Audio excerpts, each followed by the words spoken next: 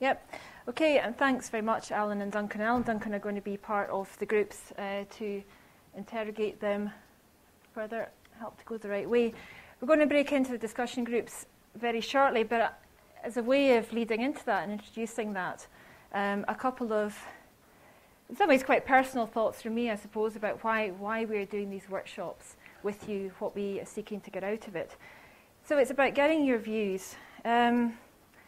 Really clear that, as said at the beginning, really welcome the range of people in the room. That's because I'm very clear my role in the drafting group is to get reactions from NHS service planners and providers about how SNAP could be helpful. Very aware that these kinds of things can come and go, can have a lot of fanfare around them, and can be so big and unachievable. Actually, do they make that much impact on the ground in the NHS? If we can do anything to make this work and be practical, that is my ambition for this and what I want to engage you in as an exercise.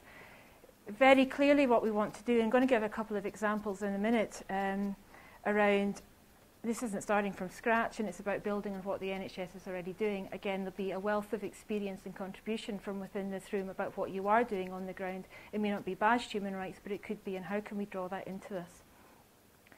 I think one of the challenges all the way along with any agenda like this, and I mentioned equality and diversity earlier on, is how you really build that into the mainstream of the NHS and make it meaningful. So this is, as well as contributing to the SNAP, which is a really important opportunity, it is allowing us to continue that discourse, which will go on for some time, I think, about how we use equality, diversity, human rights within the NHS and make them meaningful and practical. So it's an opportunity to carry that on. But Andrew and I were just talking just before we started. I mean, our real ambition is that we really seek to, and if we can come away from today with nothing else, it would be some sense from you about if one or two things were to be prioritised within the SNAP, which obviously covers more than health and social care, but health and social care is going to be a part of it. How would we prioritise those actions? Because I'm sure all of us would far rather see one or two actions that we could commit to seeing taken through and done than a whole wealth of things that become meaningless very early on. Duncan was just showing you the slide of the participation exercise, and 430 responses from organisations and people is a very high response. I think one of the things that struck me about that, though, is that actually if you look at the charts of who responded, the NHS actually made a fairly small contribution to that. And now that's, I think, partly because of the way it was done. It was to seek to engage with a whole lot of community organisations with an interest in it. But again, it's very important, I think, at this stage that the NHS is very actively drawn into the feedback and the consultation, so it is a plan that we can deliver.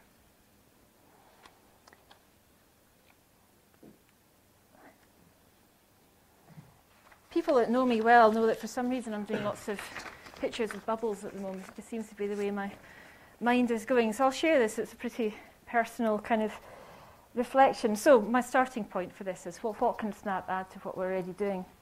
These yellow circles, and both Duncan and Alan touched on some of these around that, are some of the things that we will recognise within the NHS just now around some of the actions, activity, policy drivers that are going on. So impact assessment was mentioned, person-centred care has been mentioned, assets-based approach has been mentioned. There's a number of these things.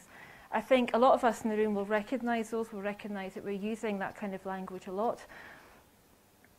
And it's very easy in most of these to see how human rights goes right down the middle of them. I think the argument I put to you is all of that, and I don't think anybody in this room who's worked in areas like equality, diversity, human rights for a long time, I'm not sure you could disagree. You might disagree, you have that right. That is still very peripheral, or can be still quite peripheral to the mainstream NHS. So then I was starting to think, and there'll be a whole lot of others to add to this, but the purple bits on the outside are maybe some of the real stuff that if we were to speak to other people within the NHS who are not immersed in this kind of activity, think, well, actually the pressures coming here are waiting times, they are budget pressures, they are workforce issues, they are things like all the dimensions coming in from the Francis inquiry, but what that means for the way that the culture of the workforce, the culture of performance within the NHS, the resources actually needed in order to deliver the kind of care that people think they want to be delivered. All of these pressures are huge and enormous. And I think that they can be very often and quite understandably in some of the mainstream circles of NHS seem to absolutely always get there and get on top of the table and drive out things like human rights, equality and so on. But fundamentally, if you think about them, if you think about things like the Francis Inquiry is a really obvious example.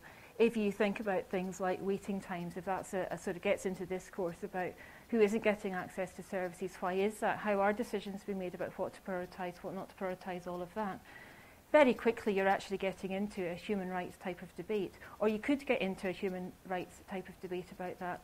One of my questions to you to think about this afternoon is, would that be helpful? Does that actually help that debate, give us more arguments to put, help us see things a little bit differently and frame things a bit differently? I don't know the answer to that, but I'm framing that. But I think somehow we have to get these purple bits meaningfully addressed by what we can do under SNAP. I think otherwise it's a real danger of being another of the yellow, not fluffy, maybe that's not quite right, but these yellow, slightly amorphous things that sit in the middle.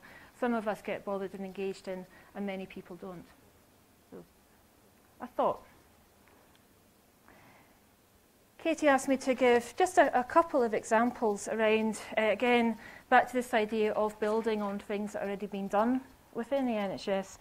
So, two examples to finish with, and these may invoke some other discussion, or people might think of other things. The first one is older people, and I think it's a good example of where we can probably draw on quite a lot of practices already happening that, again, may not be quite framed as human rights, but certainly could be. I'm not going to go through all of these in detail, but that lays out some of the different initiatives that are happening in different parts of the country or nationally that speak to different parts of a human rights agenda. So the first one about an approach in Aberdeenshire that's been taken to the Change Fund and reshaping care for older people. It's all about really thinking about the right of access to services and making sure that everybody is able to exercise that right. The second one, the Charter of Rights for Dementia, is clearly speaking to the right of people to avoid inhumane treatment. The third one, which is one of our own examples, NHSScotland, which is about DVD resources to provide information for both people with dementia and people who are caring for people with dementia, is about the right of access to information to help people to cope with what they have and understand how to access different services and so on. And the last one, which is about the work that Care Inspectorate did to make every moment count, I think just speaks right to the heart of this agenda, which is about valuing every single person and making sure that that is implicit or explicit in the way that services are carried out and that nobody is discounted as being somehow peripheral to that. And actually I think most people, the vast majority of people in the NHS actually want to provide that kind of service. Do other things get in the way of that? And actually framing it from that way at the beginning, does that help people see that some of these things are possible? And my last example is one from our own organisation, and again, give this to you really just to promote some thinking and some thoughts. So increasingly, we as an organisation have been thinking about inequality and human rights and how these two things come together. Many of you will recognise this underground map. It's from this city. What this is showing is if you were to start on a journey which started at the northwest, so somewhere like Jordan Hill, and were to take an underground train or a low-level train down to the southeast of the city, every single stop on the way would represent about 2 years loss in life for a man, and slightly less, but still significant, about 1.2 years loss in life for a woman. So in other words, every step you go down there, if you're a man, you're going to live, or a woman, you're going to live less time than if you lived at the top. That's actually, we would argue, an entirely preventable condition. So right to life, is that not fundamentally a human rights issue? We don't tend to approach it that way, but actually are there times when approaching that way would be helpful? That's quite stark, quite provocative. Maybe it wouldn't always be appropriate to use that in that rights-based language, but it's certainly helpful at times. But even stepping away from that, and Duncan and Alan both mentioned it, in terms of inequality, it is very clear in what's written in the conventions that the right to the basic fundamentals of what makes good health, so good housing, good environment, good education, are fundamental to people to attain the best possible standard of health.